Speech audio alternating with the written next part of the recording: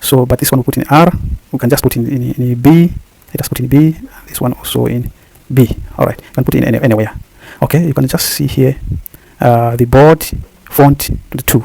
So that's why, and the red. So when you use Putexcel and then you put bold, it means it will be bold. And then font, the first part is the font name. So if you just put blank, it means it will take the default size, the default font. And then size will be 22, and then to be red. This one, let us make it big. Maybe let's make it size 32. Okay, or 48. So that maybe you just want to see what is happening. Size 48, and instead of being red, maybe we can take it to be blue. Okay, so this will be box number 2. So if we run this one up to here, let's run, and it will go into another sheet number 2. So if we run, so this is the one. This is the bill. The other one was the edges, but this one is for the bills. Bills here. Okay, so if you can see, so that's why this one we are calling it box plots of H over there by 6, but this one now is box plots of B over there by 6. Okay, so the size here is 48 and it's blue. Let us see.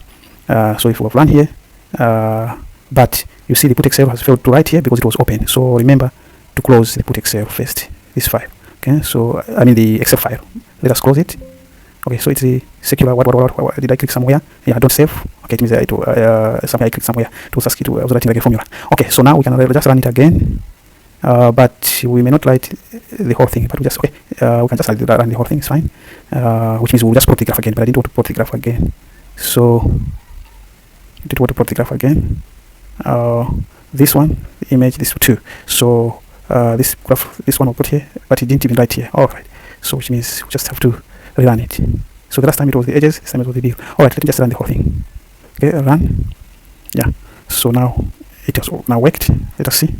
The file now to see that it will create a new sheet. Yeah, so this was the first one, box plot of H, but now the box plot of bill, if you go to this one was size 22, you can see here size 22. The font was the default, which is going to be, but if you wanted the 40 times, you want it to change here. Okay, if I go to this graph here, you can see it's 48, the one that I declared.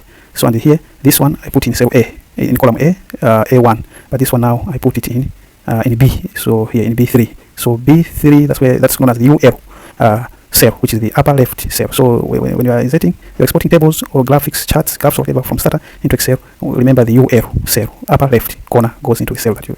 So you can add another sheet, you can add as many sheets here as you want, and then you export this thing like that. Okay. All right.